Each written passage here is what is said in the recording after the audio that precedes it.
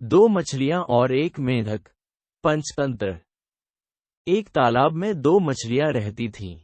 एक थी शतबुद्धि, 100 बुद्धियों वाली, दूसरी थी सहस्त्रबुद्धि, 1000 बुद्धियों वाली। उसी तालाब में एक मेंढक भी रहता था। उसका नाम था एकबुद्धि। उसके पास एक ही बुद्धि थी, इसलिए उसे बुद्धि पर अभिमान नहीं था। शतबुद्धि और सहस्त्रबुद्धि को अपनी चतुराई पर बड़ा अभिमान था। एक दिन संध्या समय तीनों तालाब के किनारे बातचीत कर रहे थे। उसी समय उन्होंने देखा कि कुछ मछियारे हाथों में जाल लेकर वहां आए। उनके जाल में बहुत सी मछलियां फंसकर तड़प रही थीं। तालाब के किनारे आकर मछियारे आपस में बात करने लगे। एक ने कहा, इस तालाब में खूब मछलियां हैं, पानी भी कम है। कल हम यहां आकर मछलियां पकड़ेंगे।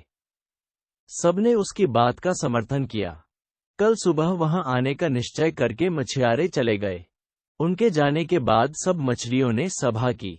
सभी चिंतित थे कि क्या किया जाए। सबकी चिंता का उपहास करते हुए सहस्त्रबुद्धि ने कहा, डरो मत।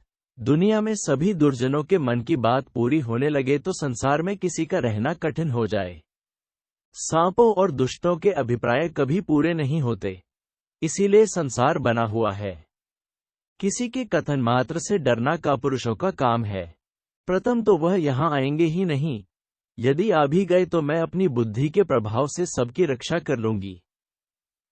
शतबुद्धि ने भी उसका समर्थन करते हुए कहा, बुद्धिमान के लिए संसार में सब कुछ संभव है। जहां वायु और प्रकाश की भी गति नहीं होती, वहां बुद्धिमानों की बुद्धि पहुंच जाती है। किसी के कथन मात्र से हम अपने पूर्वजों की भूमि को नहीं छोड़ सकते।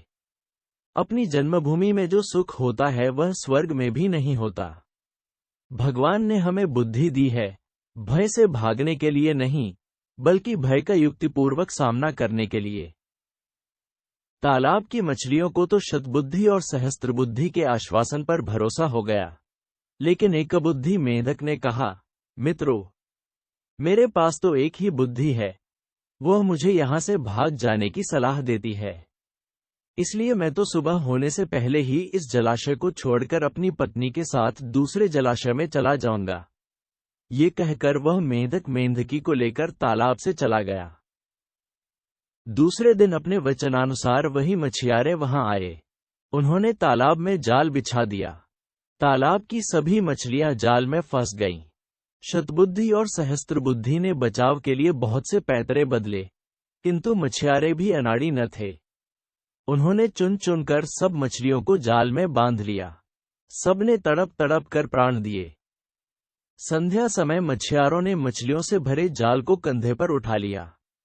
शतबुद्धि और सहस्त्रबुद्धि बहुत भारी मछलियां थीं, इसीलिए इन दोनों को उन्होंने कंधे पर और हाथों पर लटका लिया था। उनकी दुरवस्था देखकर मेंढक ने मेंढकी से कहा, देख प्रिय, मैं कितना दूरदर्शी हूं। जिस समय शतबुद्धि कंधों पर और सहस्त्रबुद्धि हाथों में लटकी जा रही है, उस समय मैं एकबुद्धि इस छोटे से जलाशय के निर्मल जल में सानंद विहार कर रहा हूं।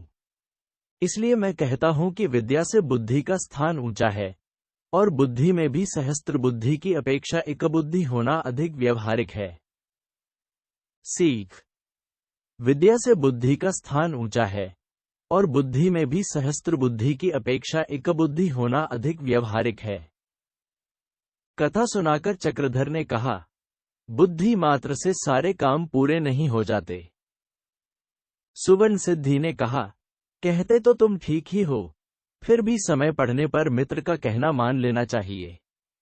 तुम उस समय विद्या के अभिमान और लोभ के कारण नहीं माने और संकट में फंस गए। मित्र का कहना न मानने पर वही हाल होता है जो सियार का कहना न मानने पर गधे का हुआ था। चक्रधर ने पूछा, वह कैसे? विस्मयादिबोधक चिन्ह उद्धरण।